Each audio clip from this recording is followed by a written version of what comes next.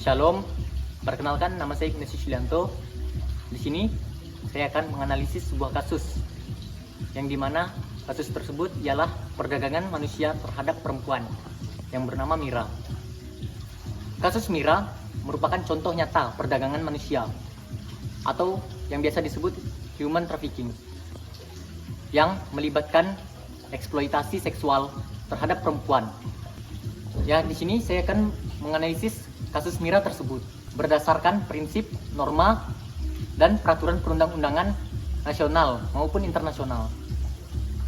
Yang pertama, asas hukum yang relevan. Asas pelindungan hak asasi manusia atau yang biasa disebut HAM. Mira sebagai korban berhak mendapatkan perlindungan hukum, pemulihan, dan keadilan seksual dengan prinsip HAM yang dijamin oleh konstitusi dan instrumen internasional. Yang berikutnya, asas non-diskriminasi atau CEDAW.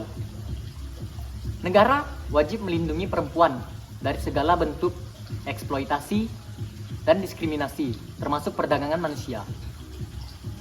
Yang berikutnya, asas negara berdasarkan berkewajiban, yang biasa disebut state responsibility. Negara asal atau tempat Mira direkrut dan negara tujuan tempat Mira dieksploitasi memiliki tanggung jawab untuk mencegah, menindak, dan memulihkan korban berdasarkan ratifikasi CEDAW dan UU Perlindungan Pekerja Imigran. Berikut saya akan menganalisis prinsip hukum yang terkait kasus Mira. Yang pertama, prinsip due diligence, atau negara harus bertindak proaktif dalam pencegahan, penyelidikan, dan penuntutan pelaku perdagangan manusia. Yang kedua, prinsip korban sentris, atau proses hukum harus memprioritaskan keselamatan, pemulihan, dan hak-hak Mira sebagai korban, bukan hanya penindakan pelaku. Yang ketiga, prinsip kerjasama internasional. Karena kasus bersifat lintas negara, kedua negara harus berkoordinasi melalui mekanisme seperti Mutual Legal Assistance atau MLA atau integral. Berikut saya akan menganalisis norma dan instrumen hukum yang berlaku bagi kasus Mira.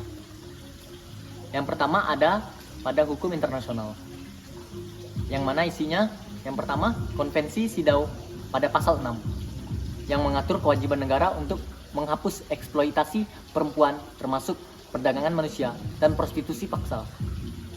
Yang kedua, berikutnya ialah Protokol Palermo yang merupakan protokol tambahan PBB yang khusus mengatur perdagangan manusia atau Trafficking in Persons Protocol, mewajibkan negara anggota untuk menindak pelaku dan melindungi korban. Seterusnya ialah Konvensi Hak Anak, atau jika korban di bawah umur 18 tahun.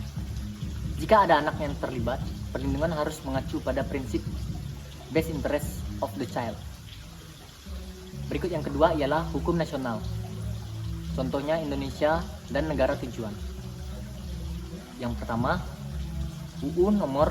Undang-Undang Nomor 21 Tahun 2007 tentang pemberantasan tindak pidana perdagangan orang di Indonesia yang mengkriminalisasi segala bentuk perdagangan manusia dan mewajibkan negara memberikan perlindungan korban.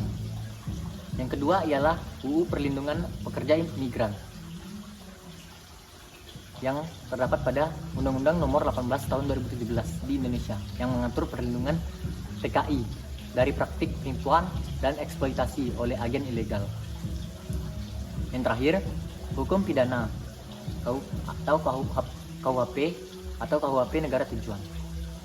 Pelaku dapat dijerat dengan pasal pencucian uang, penyekapan, dan eksploitasi seksual. Masuk kepada analisis yang keempat, yaitu evaluasi penanganan kasus.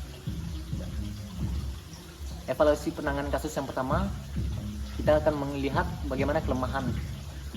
Kelemahan yang pertama ialah minimnya koordinasi, lambatnya respon pemerintah, daerah, dan organisasi masyarakat menunjukkan kurangnya sinergi dalam penanganan kasus perdagangan manusia.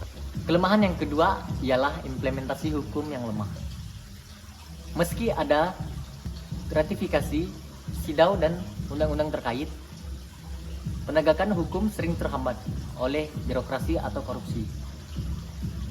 Yang ketiga, peran media sosial yang dua sisi.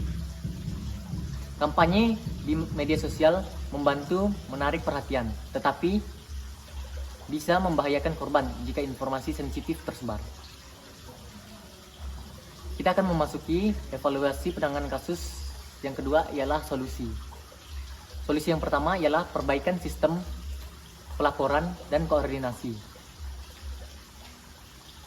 Membentuk gugus tugas anti trafficking yang melibatkan kepolisian, imigrasi, dan LSF. Solusi yang kedua ialah pelatihan aparat penegak hukum, meningkatkan kapasitas petugas dalam identifikasi korban dan penanganan kasus lintas negara. Solusi yang ketiga ialah kerjasama internasional.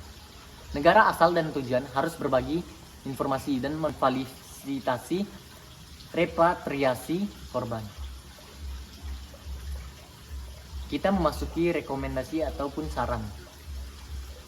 Saran saya untuk pemerintah ialah mempercepat proses penyelamatan dari pemulihan Mira. Yang kedua, menuntut dan agen ilegal dan jaringan perdagangan manusia. Untuk LSM atau lembaga internasional. Yang pertama, memberikan pendampingan hukum dan psikologis kepada Mira. Yang kedua, memantau implementasi kebijakan anti trafficking di kedua negara. Yang ketiga, untuk masyarakat, mengkaitkan kesadaran tentang modus perdagangan manusia. Kesimpulan dari kasus Mira menunjukkan pentingnya harmonisasi hukum nasional dan internasional dalam perlindungan penipuan dan anak, perempuan dan anak.